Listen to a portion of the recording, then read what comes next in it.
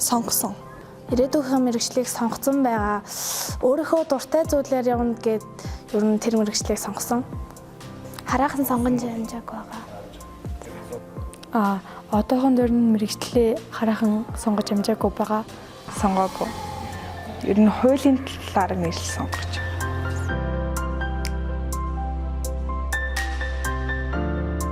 Манай гэр бүлийнхэн аюу их нөлөөлсөн.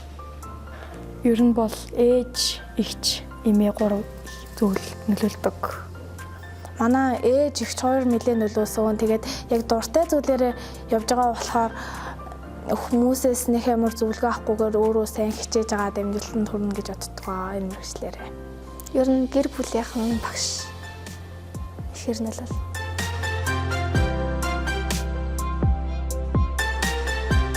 Шилтгаан яг өөрөө нөгөө нэг ингээд зурах дуртай, яг өөрийнхөө нөгөө дуртай зүйлээсээ болоод сонгосон.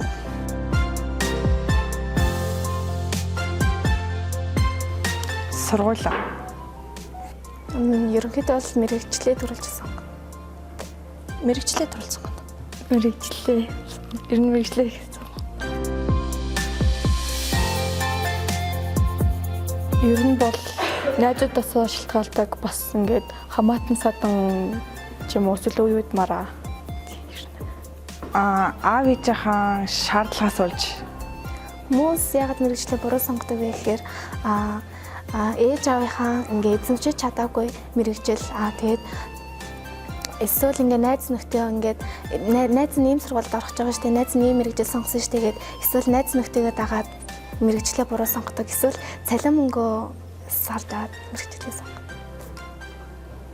Нэг эрэлт яг тухайн үед яг эрэлттэй болж байгаа мэргэжлүүдийг сонгоно айлсаа шууд цалингаас нь болж мэргэжлээ сонгочдог. Аав ээжийнхээ шахалт шаардлагаас тэгээд өөрөө одоо тэр удам ч юм уу тэгээд аав ээжийнх нь мэргэжил тийм өвлж авах тэднээсээ болдог баг.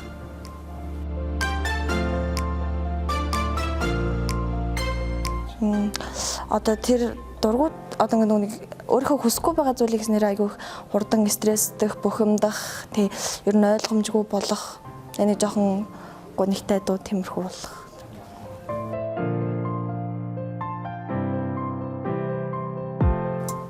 Мэднэ.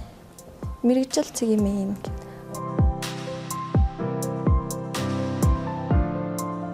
Ер нь IT инженер хэрэгцээтэй гэж өөрөө миний хувьд тэгж боддог. Сонгосон мэргэжлээ хөгжүүлж чадах юм бол нэлээд эрэлттэй мэргэжил Ер нь хэрэгцээтэй байгаа.